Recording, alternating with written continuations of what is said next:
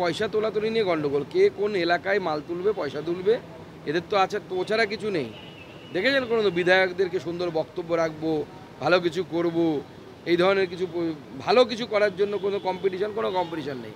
কে কোন এলাকার দখল নেবে, কুকুর যেমন লড়াই করে যে কোন এলাকায় কে থাকবে ভাদ্র মাস এলে, সেরকম হচ্ছে তৃণমূল কংগ্রেসের নেতাদের অবস্থা। রামনবমীর আগে দেখা যাচ্ছে ফ্ল্যাগ পোস্টার জুন জলে ফেলে দেওয়া হচ্ছে, সরিয়ে দেওয়া হচ্ছে, মানে রামের এত না দেখুন, রামের সাপোর্টারের থেকে যদি বাবরের সাপোর্টার বেশি হয়ে যায় তখন এরকমই হয়। পশ্চিমবঙ্গে রামের সাপোর্টার কম হচ্ছে, বাবরের সাপোর্টার বেশি হয়ে যাচ্ছে। লড়াই করতে হবে আরেকবার। দাদা, জীবনদায়ী ওষুধ নিয়ে আন্দোলন শুরু করেছে তৃণমূল, বোগাস আন্দোলন করছে। প্রথম কথা হচ্ছে জীবনদায়ী ওষুধ বাড়ার কথা বলছে, যে সেরকম ওষুধের দাম সরকার কোনো বেঁধে দেয় না। আপনাদেরকে বুঝতে হবে, এই নিয়ে আমি আলাদা করে প্রেস কনফারেন্স করে সমস্ত তথ্য আমি আপনাদের হাতে তুলে দেবো। আয়ুষ্মান ভারত কেন চালু হতে দিচ্ছেন না? ওই ওষুধগুলো তো আয়ুষ্মান ভারতে ফ্রিতে পাওয়া যায়। ওই ওষুধগুলোর মধ্যে সরকার কি করে, ঊর্ধ্বসীমা বেঁধে দেয়। সাপোজ আপনার কাছে একটা ট্যাবলেট আছে, আজকে তার ঊর্ধ্বসীমা হচ্ছে 41, এবার বেড়েছে হচ্ছে 1 পয়েন্ট সামথিং, মানে সে তার যদি ঊর্ধ্বসীমা 100 টাকা ছিল এতদিন, সেটা 101.74 টাকা হবে। জিএসটি লাগু হয়েছে। এবার কোম্পানি চাইলে ওটাকে 50 টাকাতেও বিক্রি করতে পারে, 98 টাকাতেও বিক্রি করতে পারে, 13 টাকাতেও বিক্রি করতে পারে। ওটা ঊর্ধ্বসীমা, ওর উপরে যাওয়া যাবে না। সেজন্য তৃণমূল মানুষকে মিসগাইড করছে, এবং প্রাইস ইন্ডেক্স অনুসারে প্রত্যেক বছর একটা নির্দিষ্ট পার্সেন্টেজে এটা করা হয়। এটা হচ্ছে ফার্মা ইন্ডাস্ট্রির জন্য। ফার্মা ইন্ডাস্ট্রি পশ্চিমবঙ্গ থেকে নেই, ফার্মা ইন্ডাস্ট্রিকে ভাগিয়ে দিয়েছে মমতা বন্দ্যোপাধ্যায়। কোনো ফার্মা ইন্ডাস্ট্রি পশ্চিমবঙ্গে নেই। স্বাভাবিকভাবে মমতা বন্দ্যোপাধ্যায় চাইছে দেশের অন্যান্য জায়গা থেকে ফার্মা ইন্ডাস্ট্রি পালিয়ে যাক, তখন বিদেশিদের হাতে চলে যাবে ওষুধপত্র, আরও ভালো হবে, সব ইচ্ছে মতো দাম নেবে তখন। দিনহাটায় বিজেপি নেতা অজয় রায়ের বাড়ি ভাঙচুর, অভিযোগের তীর তৃণমূলের। অজয় রায় আমাদের দিনহাটার একসময় মণ্ডল সভাপতি ছিলেন, এখন আমাদের জেলার সম্পাদক। তার উপরে বারবার হামলা হচ্ছে, তাকে ওখানে তৃণমূল কংগ্রেস ভয় পায়, এবং এর পেছনে ওখানে যে আমাদের মন্ত্রী আছে উদয়ন গুহর ছেলে, এই উদয়ন গুহ, কমল গুহর ছেলে, সে জড়িত, এবং সে একটা সবথেকে বড় গুন্ডা। উত্তরবঙ্গের মানুষ বেসিক্যালি শান্তিপ্রিয় মানুষ, কিন্তু এই উদয়ন গুহ গোটা উত্তরবঙ্গটাকে, বিশেষ করে কুচবিহারকে নরকে পরিণত করেছে। ফরওয়ার্ড ব্লকে থেকে পয়সা খেয়েছে, চাকরি বিক্রি করেছে। সেই সময় এরা নিজের পার্টির ক্যাডারদেরকে দিত, তখন অবশ্যই রেট এত ছিল না, পার্টির 1 মাসের মাইনে দিলে পার্টি ফান্ডে হয়ে যেত। এখন তৃণমূলে এসে আবার পয়সা কামাচ্ছে। পয়সা তোলাতুলি নিয়ে গন্ডগোল, কে কোন এলাকায় মাল তুলবে, পয়সা তুলবে, এদের তো আছে, তো ছাড়া কিছু নেই। দেখেছেন কোনো বিধায়কদেরকে সুন্দর বক্তব্য রাখবো, ভালো কিছু করব, এই ধরনের কিছু ভালো কিছু করার জন্য কোনো কম্পিটিশন নেই। কে কোন এলাকার দখল নেবে, কুকুর যেমন লড়াই করে যে কোন এলাকায় কে থাকবে ভাদ্র মাস এলে, সেরকম হচ্ছে তৃণমূল কংগ্রেসের নেতাদের অবস্থা। রামনবমীর আগে দেখা যাচ্ছে ফ্ল্যাগ পোস্টার জুন জলে ফেলে দেওয়া হচ্ছে, সরিয়ে দেওয়া হচ্ছে, মানে রামের এত না দেখুন, রামের সাপোর্টারের থেকে যদি বাবরের সাপোর্টার বেশি হয়ে যায় তখন এরকমই হয়। পশ্চিমবঙ্গে রামের সাপোর্টার কম হচ্ছে, বাবরের সাপোর্টার বেশি হয়ে যাচ্ছে। লড়াই করতে হবে আরেকবার। দাদা, জীবনদায়ী ওষুধ নিয়ে আন্দোলন শুরু করেছে তৃণমূল, বোগাস আন্দোলন করছে। প্রথম কথা হচ্ছে জীবনদায়ী ওষুধ বাড়ার কথা বলছে, যে সেরকম ওষুধের দাম সরকার কোনো বেঁধে দেয় না। আপনাদেরকে বুঝতে হবে, এই নিয়ে আমি আলাদা করে প্রেস কনফারেন্স করে সমস্ত তথ্য আমি আপনাদের হাতে তুলে দেবো। আয়ুষ্মান ভারত কেন চালু হতে দিচ্ছেন না? ওই ওষুধগুলো তো আয়ুষ্মান ভারতে ফ্রিতে পাওয়া যায়। ওই ওষুধগুলোর মধ্যে সরকার কি করে, ঊর্ধ্বসীমা বেঁধে দেয়। সাপোজ আপনার কাছে একটা ট্যাবলেট আছে, আজকে তার ঊর্ধ্বসীমা হচ্ছে 41, এবার বেড়েছে হচ্ছে 1 পয়েন্ট সামথিং, মানে সে তার যদি ঊর্ধ্বসীমা 100 টাকা ছিল এতদিন, সেটা 101.74 টাকা হবে।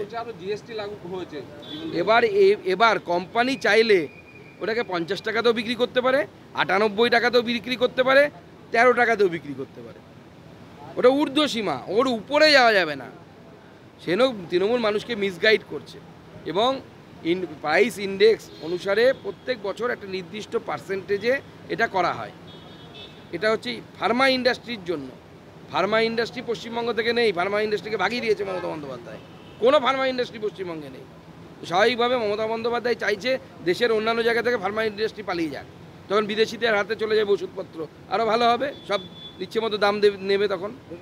দিনহাটায় বিজেপি নেতা অজয় রায়ের বাড়ি ভাঙচুর, অভিযোগের তীর তৃণমূলের। অজয় রায় আমাদের দিনহাটার একসময় মণ্ডল সভাপতি ছিলেন, এখন আমাদের জেলার সম্পাদক।